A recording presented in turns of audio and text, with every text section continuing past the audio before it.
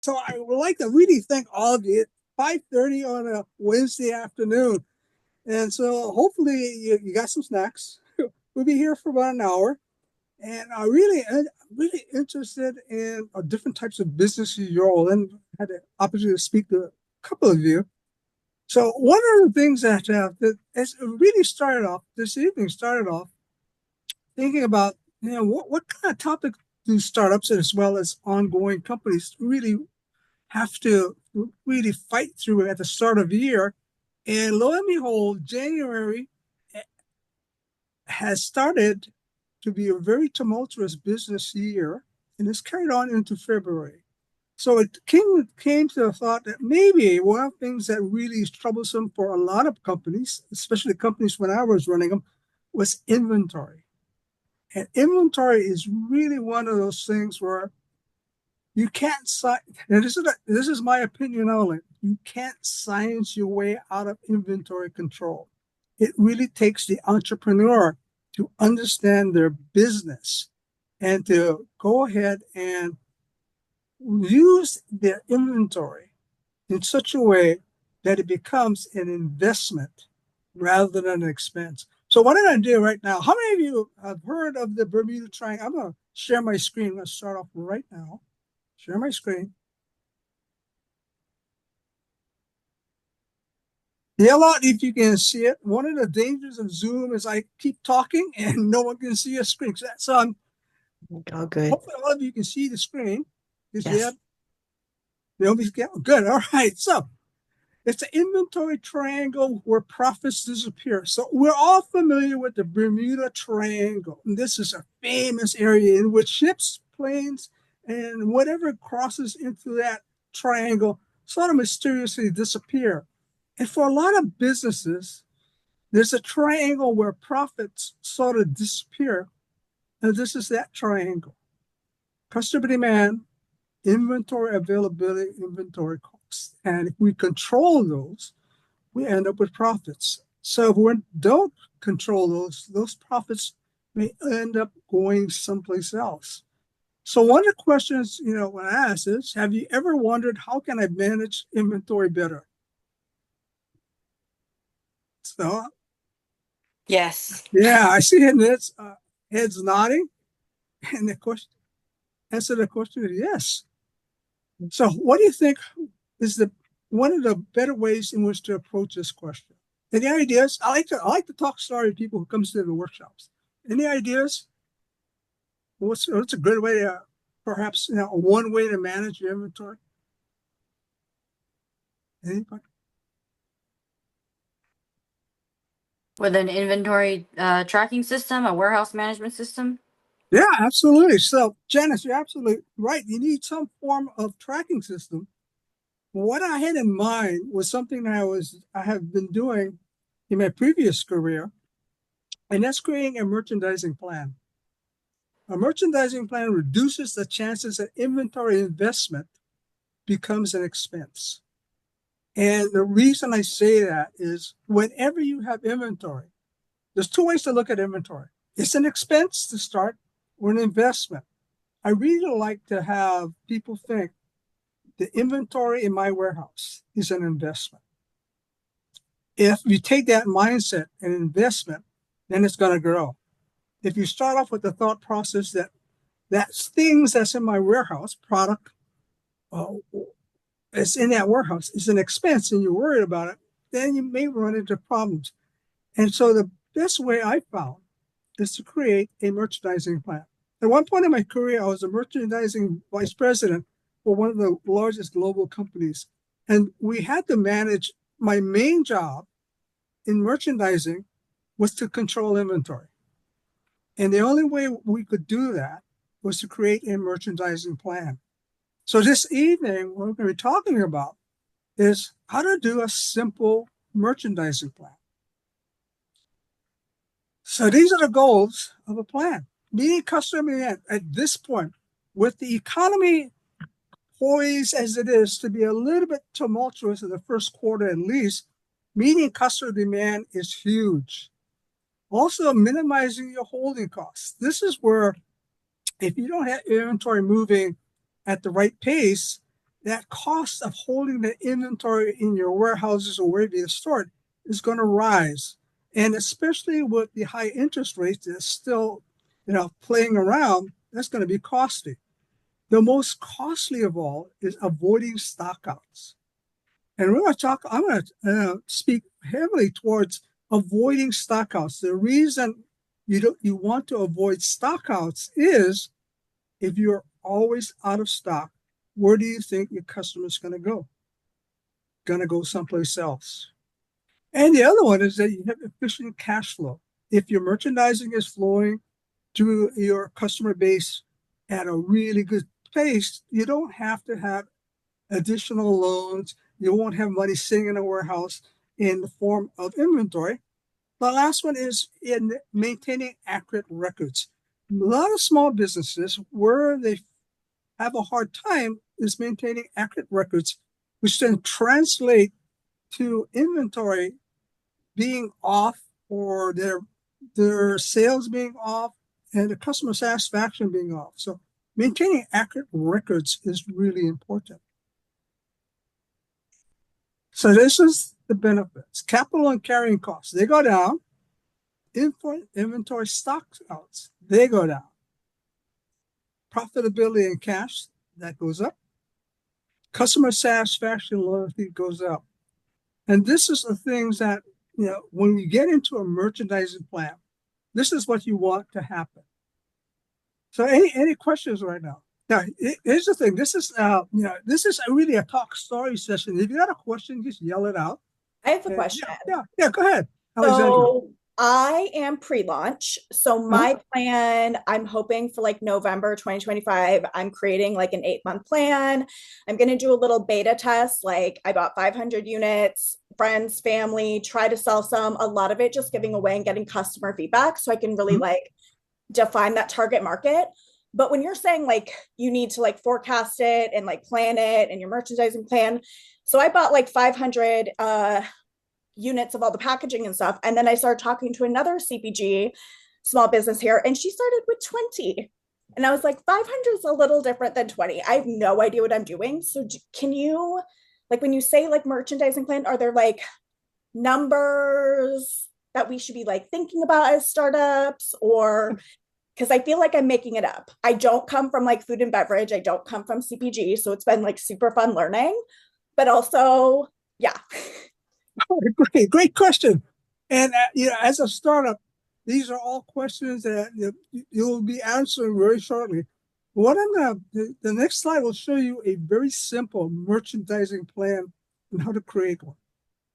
And that's what we're going to be investing the rest of the evening on until 6:30 is looking at these 4 areas of a merchandising plan, which is sales forecasting, assortment planning, availability and stocking levels, and lastly, inventory management. Okay, and this is a really simplified version. The ones that I used to use in my previous career had multiple different layers, but for a startup or even for small businesses, this is a nice way to get things in order so you can control your inventory, especially in the economic type of situation we're having this first couple of months in 2025.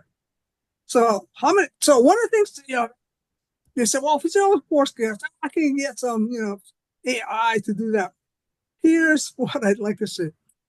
Everything we're going to be talking about tonight, you can do it AI, but I find through experience and to working with multiple corporations, large and small, that everything we're talking about, yeah, AI can help, but it's really the entrepreneur or the business owner who has the final decision to make.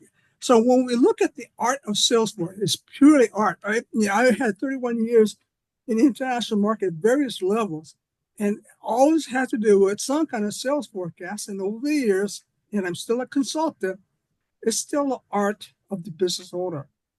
So the first thing to take a look at is the historical trends. So what you've been doing, so in your case, Alexander, you don't have any trends, but you do have the lean launch methodology where you go out and you talk to people, you leave the building, and you get some ideas.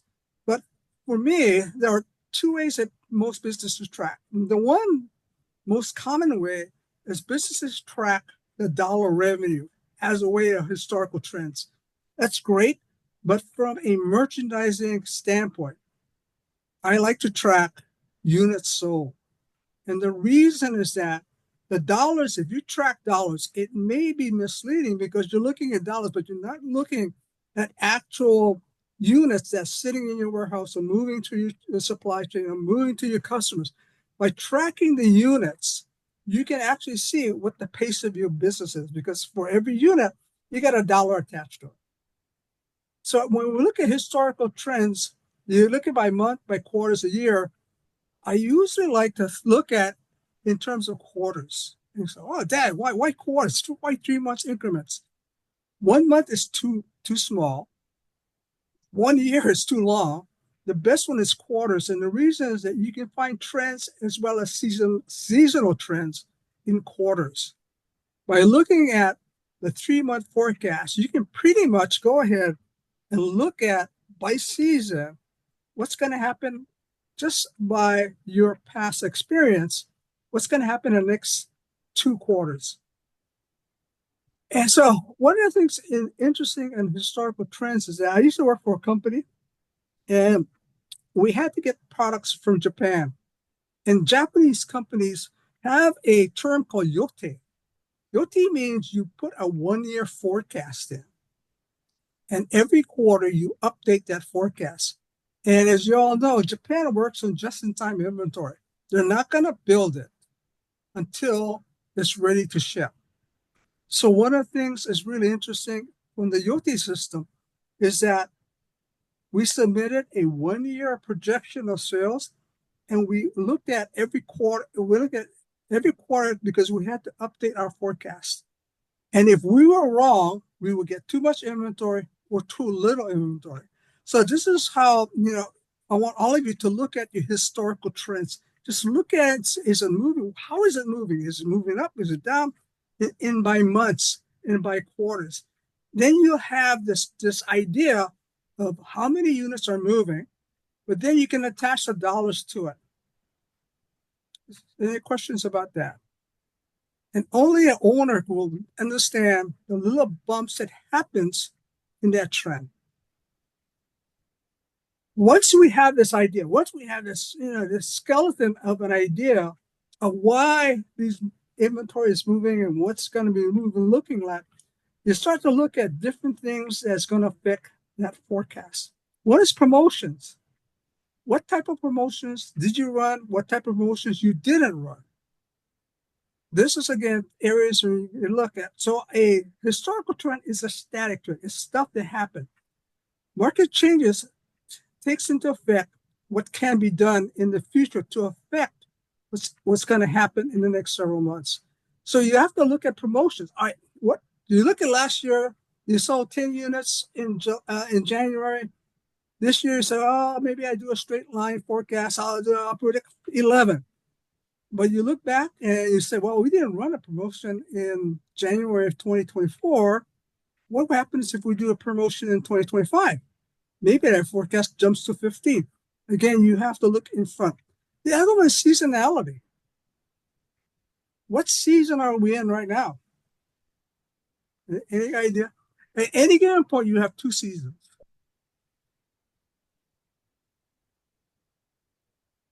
Anybody have an idea why I say at any given point you have 2 seasons?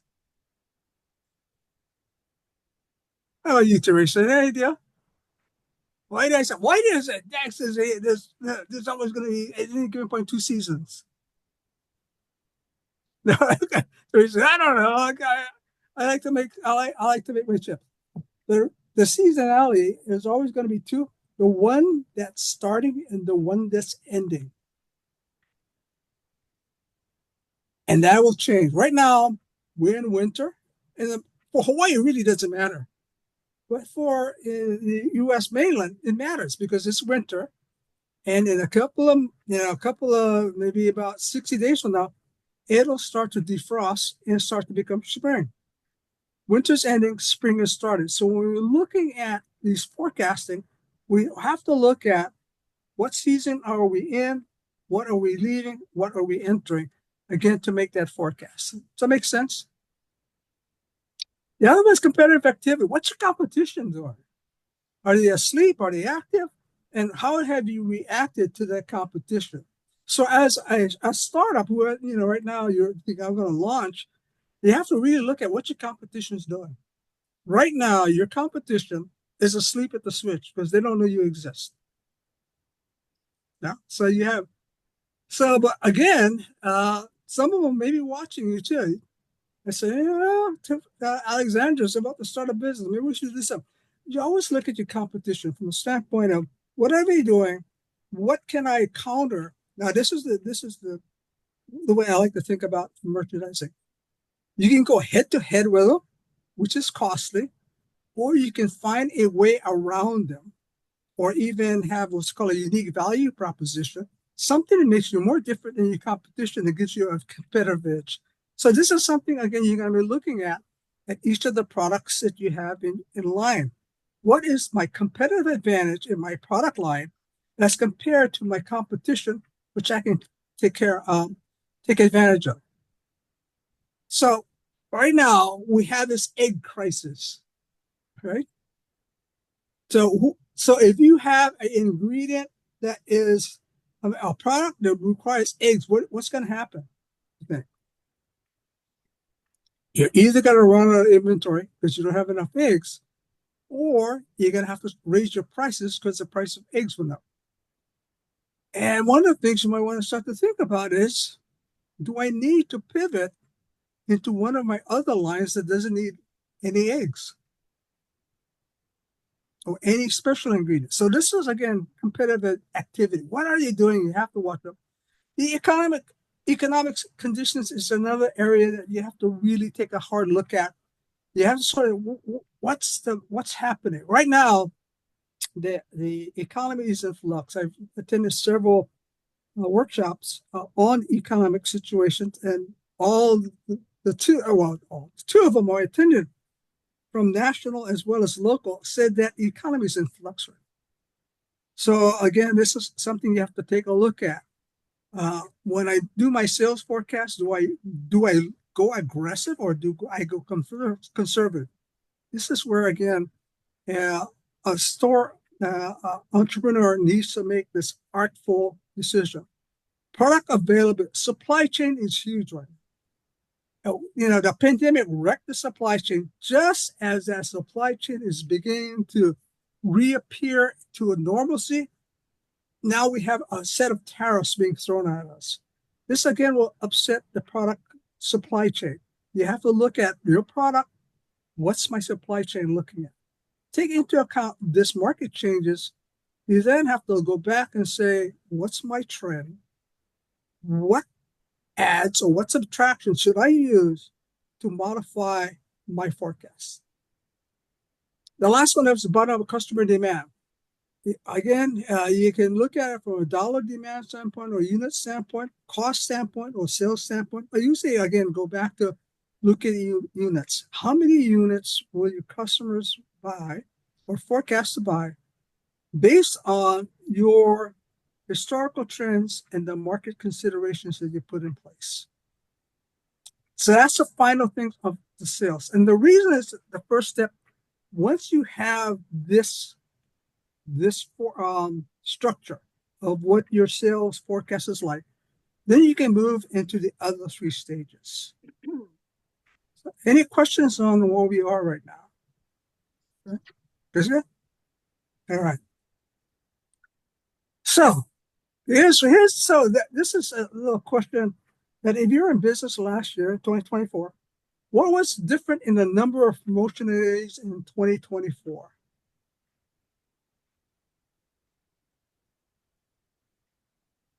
What do you mean by promotional days? Yeah, so promotional days, days in which you had an opportunity to make a sale.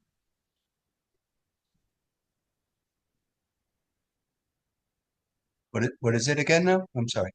Now, what was different in the number of promotional days in 2024 that is from regular years?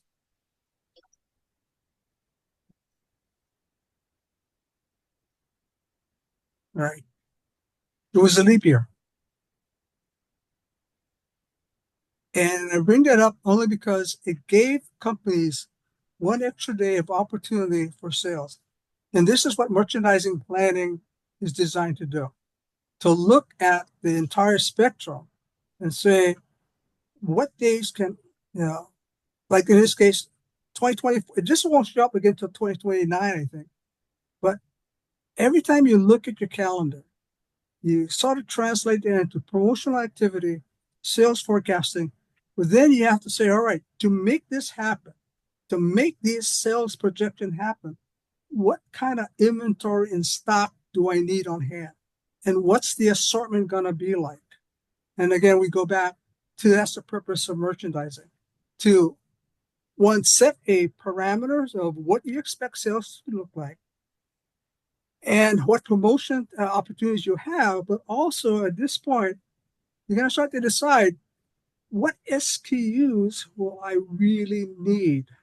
Because you have to look at carrying costs, how much is inventory and costs versus lost sales due to stockouts. Again, I always erred on having just a little bit too much inventory because I don't want to lose customers. Once you lose customers, you may never get them back. And again, the cost of acquiring new customers versus the cost of retaining customers is really low. So again, I usually err on getting a little bit extra stock. Again, this is my own philosophy. So when we make this decision, we look at another triangle, and this is based on what you think you should be doing. There are three types of assortment strategies: narrow and deep, square, broad, and shallow. When we diagram it, it looks like this. So narrow and deep means a few SKUs, but heavy backup. Square means you have a number of SKUs, but you have equal number of backup. Wide and shallow means you have a lot of SKUs, but you don't back them heavily. It all depends on how you intend to run your business, what your customer demand is like. Or you just select one of these because you're gonna have to figure out what's your buffer stock or backup stock. It's the buffer stock and backup stock that runs companies into trouble. It isn't that first facing stock, but it's what's behind it, because that will determine, your profitability. That makes sense. So you as a business owner have to decide which way am I going to strategize my business. Is going to offer a few SKUs, but a lot of inventory so I never run out, or do I do a moderate amount of SKUs and back them up again, not fully, but just make sure I don't run out, or I'm going to offer wide SKUs, very narrow backup. This again is something that you as an owner have to do and decide on. But to help you look at this next slide is like, oh man, that's like a no-brainer today. But I like to bring it up only because when you try to work out the strategy, product availability versus consumer demand, determine the percentage of demand for a particular SKU. You gotta have to know which of your SKUs, and I have a little example in the next couple of slides, is the one that you have to not run out of. So the backup of buffer stock and the model stock plan determines product availability that will satisfy customer demand. Again, you have to look at and totally decide what's the percentage that I want to make sure that I can satisfy my customers.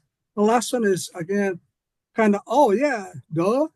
But the higher the product demand, the higher the amount of backup stock you have to look at. Now, this is what I want you to consider. If the backup stock is too low, you lose customers and sales. If the backup stock is too high, you risk having too much capital in holding costs. And I, again, usually would go for having a little bit extra stock so that I don't lose customers. Again, you may decide, maybe I want a lot of stock and I'm going to risk, that I want to risk that. I don't care if I have extra stock, but I want to make sure I have 100% fill rate for my customer. You have to decide what this is. And so one of the ways to look at how much backup I should have is higher product, the higher your strategy is, do I want to fill my customer demand to what ratio? 75%, 85%, 90%, 100%. And so you decide it's a risk reward. You risk losing customers, you risk having too much inventory and having that cost. So you decide what your availability rate, but you have to make a decision. What is my guaranteed availability rate? Is it going to be 75%, 85%, 95%, 100%? The other one you have to consider is the fluctuation in demand. Right now, there's going to be, from the workshops that I attended, there's going to be a lot of fluctuation in demand. And the reason is that the economy is starting to be in flux. And when that happens, people will do a lot of things that is going to be interesting. And so from a provider of products, sometimes you can't read them. And right now, eggs are behind, but then it could be something else. I just announced today that there'll be a new tariff on imports on cars. So what do you think that the automotive industry is thinking of right now? So these are things you have to look at. What's, again, the fluctuation in demand given the economic situation? The other one is your vendor. How long lead time does your vendor giving you? Are they saying you have to order 30 days in advance, a week in advance, 90 days in advance? You have to sort of put that into your forecasting, that if you want to have 100% fill and your vendor providing the 100% fill is 90 days, then you sort of have to say, all right, I got to stock up 180 days worth of inventory in my warehouse. Does that make sense? The other one is more fluctuation in lead time. Your vendors are running into the same supply chain problems that you're going to run into. And this is, again, was the biggest problem in 21, 22, and 23. And we were just coming out of 24 was this fluctuation in lead time. So you have to look at your product, what's the ingredients in your product, or what type of parts you need for your product, and look at the different lead times so you can understand how much backup stock you really need. The last one is your lower vendor fill rate. If your vendor is relatively filling you at a good pace, and when I say good pace, when I was running a business, good pace meant they're filling it at 90%. If I ordered 100, I got 90, I was pretty happy. But if your vendor's fill rate is really low, and I say low, is if it's in the 60s to 70s, you might want to look at changing vendors or finding a way to get a better vendor relationships. So these are ways in which you sort of decide what am I going to stock by SKU? How much should I stock based on my sales forecast? And so you might come up with a pattern like this. Narrow and deep, the blue is your best seller. Greens are your next best seller. The pinkish is your third best seller, fourth, and so if you do narrow and deep, this is how it might look. If you do a square, that might look that way. And if you do shallow and a broad and shallow, it might look this way. So this is your stock plan that you go into market with. All of this, you say, all right, I'm going to go into the marketplace with this stock plan. And the other way to look at this is called the ABC analysis. And so you sort of have to look at, all right, I go out with this stock plan. Let me back up a little bit. Let's go back one more back. Let's go back to this guy. So I go out with this stock plan, whether it's narrow and deep, square, or shallow. And then I have to then look at the actual performances, and you're going to have to rank your SKUs. And in this case, you should have a ranking of never be out, should they allow some stock out, or, maybe I should get rid of it. So this bottom is an example. Your A item, 10% of SKUs represents 55% of sales. And some of you out there may have may know by performance that this happens. The next item, 20% of the SKUs represents 25% of sales. Next 50% of SKUs represents 15% of sales. And D items, 20% of SKUs represents 5% of sales. Some of you who have multiple SKUs may already find this. This is a typical pattern for a offering that has multiple product lines. This is typical. So what you want to do is you want to start to decide your backup stuff. So in this case, your high availability, the ones that give you you need it to 55%, you say, I'm never going to be out of this. Is something you might overstock. The next one down, you can lose some sales because they might jump to one of the others, so you're pretty safe. You can have occasional stock out. The next grouping is the ones that you might say, well, yeah, it's maybe I should get stock. I don't really care if I run out of stock because again, I have these two to back me up. And the last one is this is something what a lot of companies don't want to do. They don't want to get rid of a SKU. So my particular advice is if it isn't working, get rid of it fast. And the reason is that you don't want to have stock in your warehouse. And when you look at an item, I want you to look at it from a standpoint, not just an item, but it's money sitting there. Would you take $100, put it on the warehouse floor, and let it sit there for like 60 days? No, you wouldn't. So one of the things you want to do is to get rid of what you decide to be dead stock. Another way to look at it is you look at high sales or contribution of profitability. Again, high, average, or low. You decide how much you're going to be stocking based on sales level or profitability level. And the other way to look at it is, this is really easy. And this is an actor. They teach you this in school. FSN analysis, fast, slow, non-moving.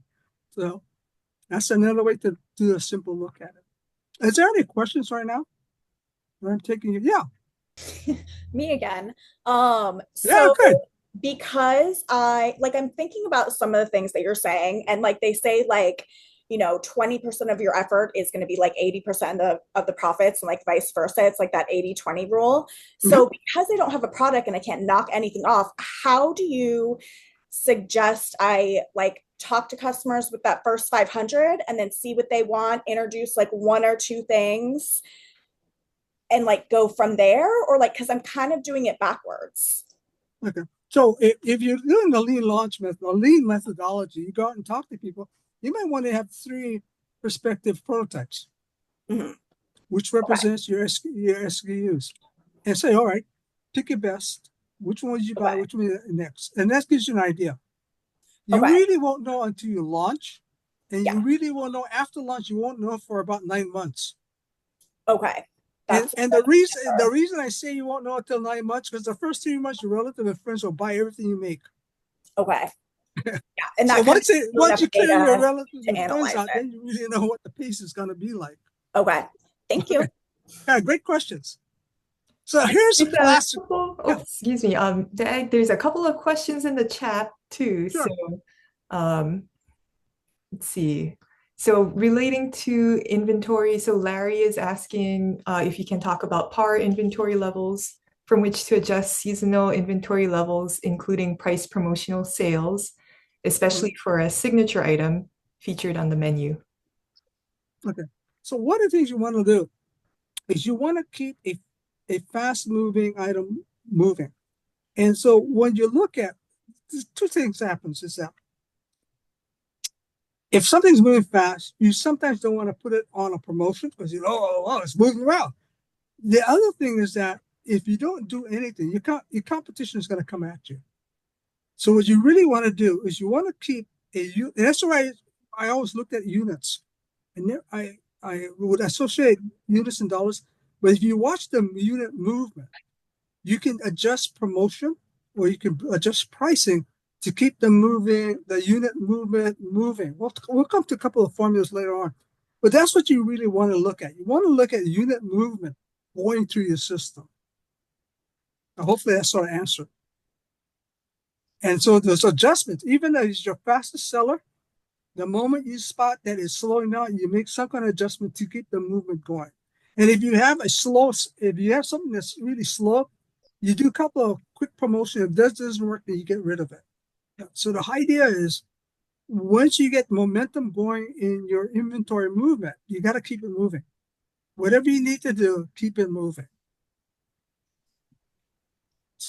Okay, we also have a question in the chat from Reese. So, Yeah, Reese, yeah. What's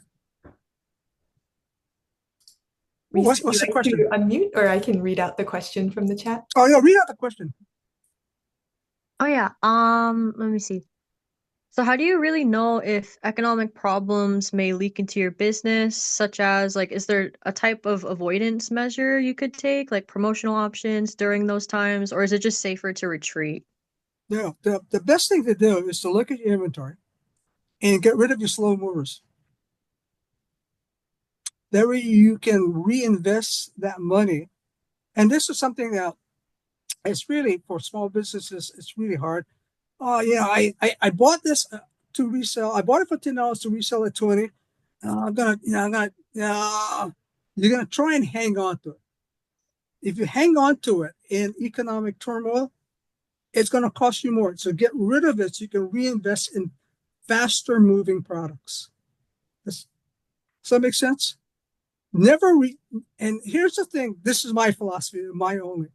Don't retreat in times of turmoil. The reason is there's always going to be opportunity. If you retreat, you're going to lose opportunity. Hope they That's answer true. your I can question, see Reese. that. Yeah. So again, I hope they answer your question. So again, this conversation is based on my philosophy. So you might want to take your own into account. Now this is a classic one. So how do you get inventory imbalance? This is a classic 10. When you buy hot dogs, it's in tens, and when you buy buns, it's 8. And so how he got there was historical production practices. They sell hot dogs by weight, and so they always come up with 10 hot dogs just by weight. And the people who make buns, they have a preference for a particular type of pan, and that's an 8-pan bake. So what happens is that you'll always have 2 hot dogs, franks left over for your buns. Oh, this is how things happen. And you have to all sort of decide how I'm going to balance this out. One way to look at it is through a vendor analysis. And so what you're going to be stocking for your products or creation of your products, you have to look at what's the most vital product in a hot dog. Is it the sausage? Oh, yeah. Okay. Yeah, absolutely vital. You also need the bun, and you also might need some kind of mustard and ketchup. What you want to decide is of these 3, which one do I really want to invest and keep in high stock? So when you look at it, you have to sort of look at it in terms of which is the one I really need. And the other way to look at it is which one is going to cost me the most if I don't have it. Is it going to cost me the hot dog, or is it bun, or the price? So when you're looking at your inventory, you have to look at your vendor. And the reason I say you have to look at your vendor is because you have to look at which one of the vendors is going to provide you the vital, essential, desirable you can get anywhere.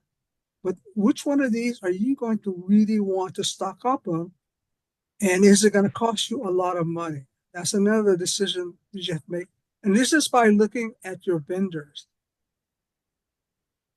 Which one of these vendors are important? Now, this next slide, it might blow a lot of people away, but these are 3 metrics that you really need to know. I'm going to say you need to know the answer to it.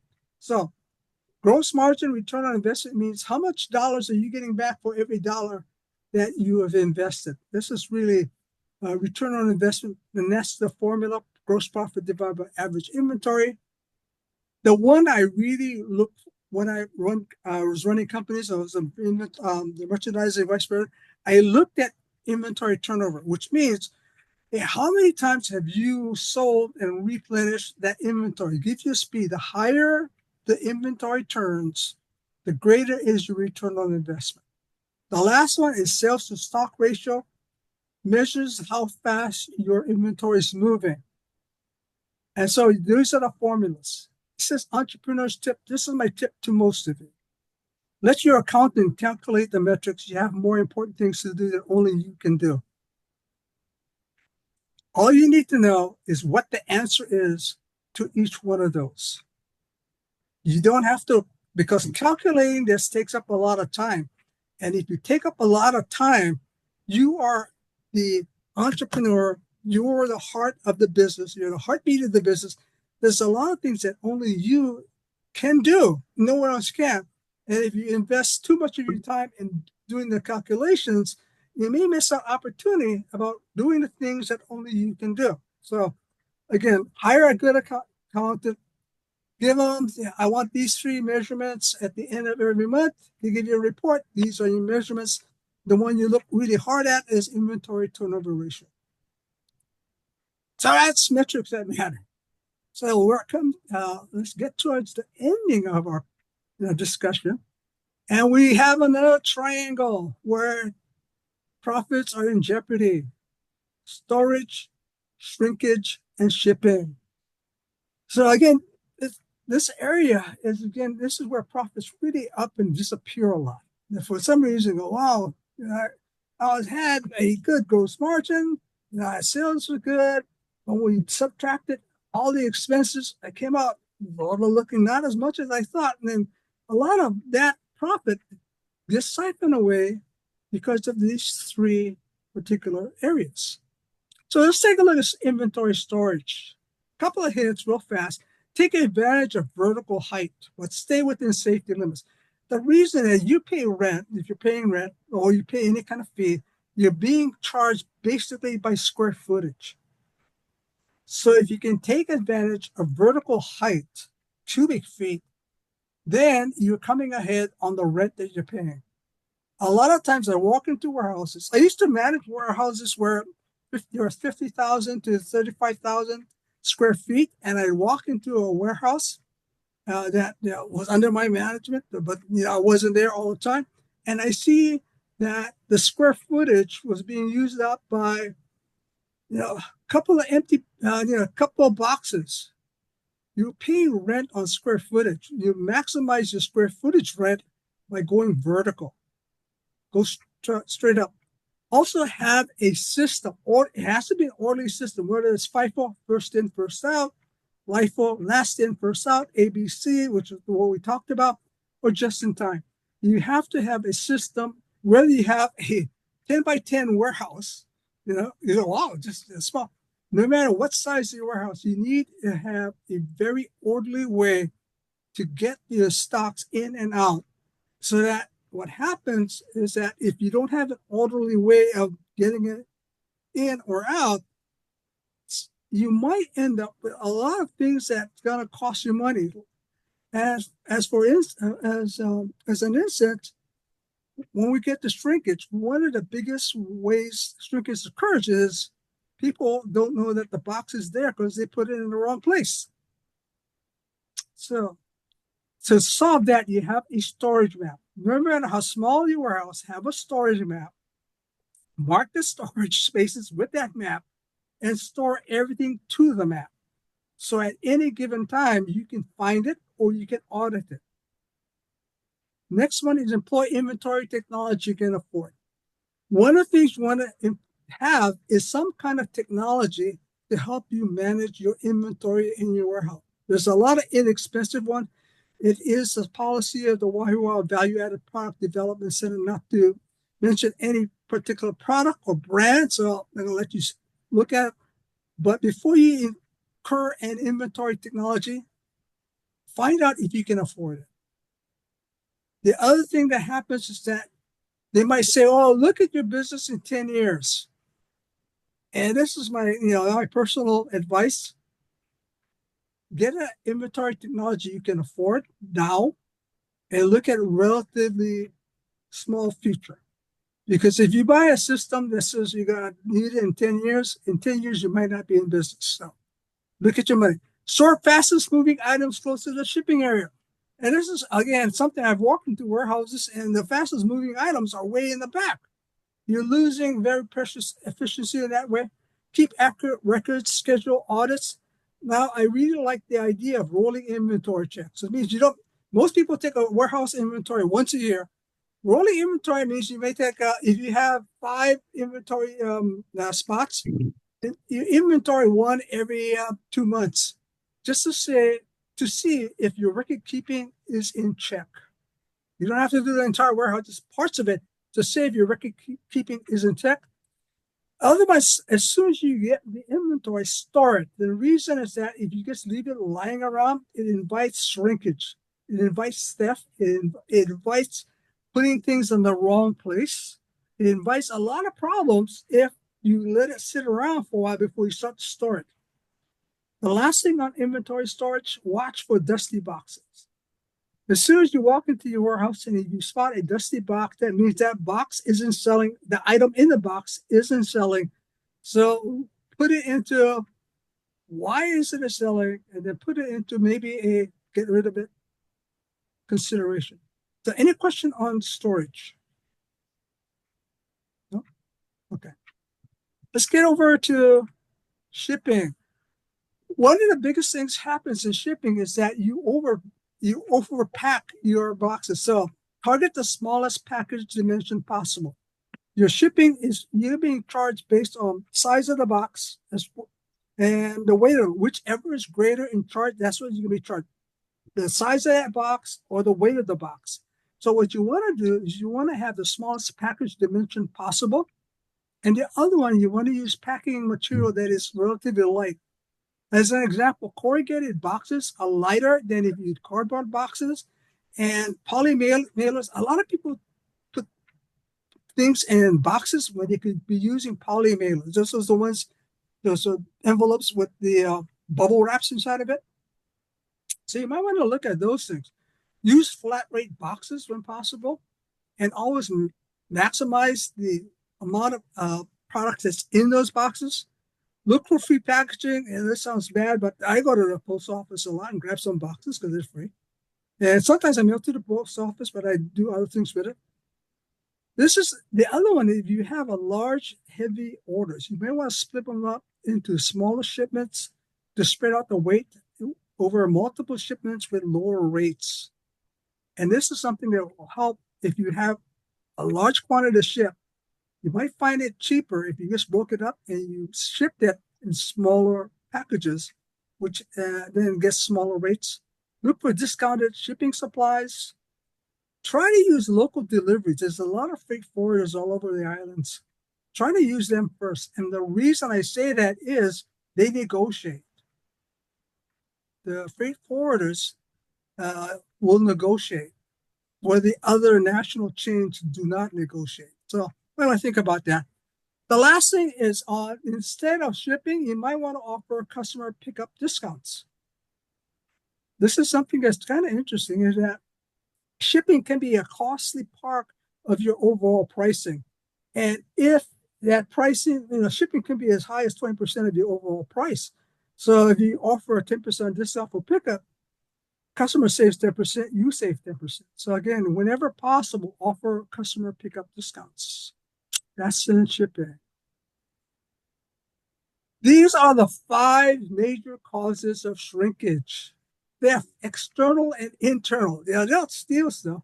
So the prevention, strengthen your security and train employees. Strengthening security means put something up, or at least, not just signs, but put something up that's reasonable in terms of your ability to pick. Could be a Ring doorbell, it doesn't matter. But you have to have some security and strengthen it. Most importantly, you need to train your employees. One of the things that happens is that if the employee knows, are trained into spotting theft, they will be more than likely not to steal. Because if everybody's trained to spot theft, then guess what? There's no opportunity to steal. So invest in training your employees. Administrative errors in record keeping. This is simple. Invest in employee training and incentive. Set a goal. If we have 90% fill rate, you get a pizza, whatever it is. When you incentivize, when you train employees and you incentivize them to perform well, they perform well, and these mistakes don't happen. Misplaced inventory. Again, use the warehouse maps, accurate record keeping, train the employees. Inefficient inventory, upgrade your system. Again, find a system that you can afford, but then train your employees. You can see a trend. Train your employees. So many times, these inventory shrinkage areas can be minimized simply by training employees. So look into it and train employees. For vendor fraud, this is something is important. Strengthen vendor relations. If you're doing business with China and you're doing substantial business with China, you need a guanji. Guanji is a go-between. So in Chinese business relationships, a guanji is an intermediary who builds relationships between your company and whoever the manufacturer is of your products that you offer. So again, look at strengthening your vendor relationship, because these are the 5 major causes of shrinkage, and each one of them can be minimized. You can't eliminate it. It's not going to happen. But you can minimize it simply by looking at, one, the most important part is training your employees. We're almost at the end. So let me get to the last areas. And this is taking your dead and moving stocks, your lemon, and creating it into a lemonade. And then you do that by taking that lemon of a dead stock and using it in multiple ways in terms of a bundle promotion. A bundle promotion means I'm going to get a good selling item, and then I'm going to stick a bad selling item, a slow moving item, and sell both of them at a price that reflects a great savings to the customer. And you'll find people, all right, I like that idea, and then they'll buy it. BOGO means buy one, get one. It could be buy one, get one free, buy one, get one half off. And that's another way to associate slow movers with fast movers by using BOGOs. The last one is the next one is customer incentive tiered. If they buy so many things, you might want to give them, that slow moving item. Again, slow moving item just means it's slow. It doesn't mean it's, bad stuff, but you have to use that slow moving item to build additional businesses. And that's the idea behind this concept. Customer loyalty rewards. You got a good customer that always comes in or always paid on time. They're always there. You want to give them something. And one of the things you might want to give them is this, this item that hasn't been moving to you, but they find valuable. Give them as a loyalty reward. Also, there's always opportunities to run an anniversary or some special event and give it away as a prize. And the last thing you want to do is you donate to charitable causes. The one thing you don't want to do is to write it off. Writing it off is just like I give up and that's it. You wrote it off. When you can create something that is a lemon to help you grow your business. And these are strategies that can help you grow your business by using that slow moving product. Any questions right now? Any questions? Huh? All right, with that, a couple more slides. This is just about 6:30.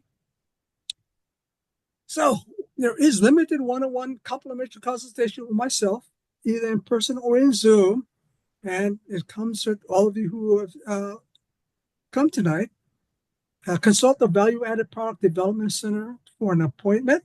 And you can contact me and we'll set up a meeting. And for those of you in Maui and the Big Island, it'll be a Zoom. I had a Zoom meeting with Reese a couple of weeks ago. So I invite you all to sit down and talk story with me.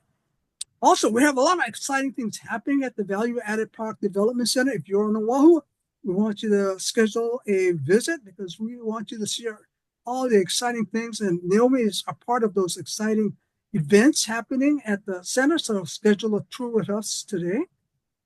And with that, it's just about 6:30. And thank you so much for coming. I really appreciate it. I hope I was helpful in helping you with your business. Is there any questions or anything that you'd like to ask at this point? I have another one. Yeah, sure. Go ahead. You said that this was a series. Is there a way that we can access the ones that you've already done? Yeah, there's recordings of everyone who've done that. So the last one I did was aligning your customer with your company or this point, staying in contact with them. The one I did in December was pricing and promotions. Okay, and I can just find those on the Wahiwa value added like website. Yeah, I think so. I think that's where it's great. posted. Thank you so much. Thank you. Actually, all of the past webinars are on the Leeward Community College YouTube channel.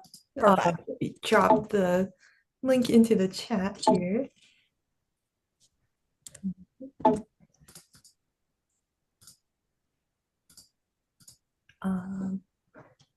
Yeah, and also, Dag, we didn't get to one of the questions that was in the chat. That has to do with the storage topic. So the question is, what about perishable inventory storage? Okay, for perishable, what you would look at is, again, you'd look at which is the most, which is obvious, but which is the most costliest of those perishables. And so this is a case where, if you're having the sausage and a hot dog, and the bun, which one would cost you the most if you lost it? Would be the sausage. So that's the one you would focus on. And you would, you invest in some kind of refrigeration system or some kind of promotion to move it faster. Because the buns, they have a limited life. But when you're looking at perishables, I want you to focus on the cost of each of the perishables and focus on preserving the ones that is the highest in cost. Hope that helped. Thank you. You want me to put the rest of the check? I have another question too. What are your thoughts on spreadsheet type of system for managing inventory versus an actual system? I don't trust the spreadsheets because I don't trust myself, but I know many multi-million dollar companies use that. So yeah, I just want to get your take on it. So I would go to looking at multiple types of software and look at one that you can afford. Spreadsheet is good, but again, it takes a lot of manual, and you might, sometimes you might forget to put something in. That's why it's so inaccurate. Yeah. So again, you look at it, but if you can't afford any of it, go back to the spreadsheet. Yeah. Yeah, the inventory systems aren't cheap. No, And they're not. it's frustrating because that's all the stuff I want to track right now. And then the whole spreadsheet idea just stresses me out. Like I'll forget something. You know what I mean? So anyway, thank you. So one of the ways you can look at it is you can look at sort of systems that will input the data with one entry point, with one entry. There's a couple of them out there you might want to look at. Okay, thank you. Okay, great question. Any more? If not, I really appreciate all you coming. Again, it is now 6:35. And if you haven't had dinner, go out and have dinner and have a great time. And I hope to see you soon in another Lean Lots workshop. So thank you again for coming. And for those of you from Big Island and those of you from Maui, thanks for joining in. And I hope to see you soon. Thank you. Thank you for all your insights. Oh, thank you, Teresa. Bye. Thank Bye-bye. you so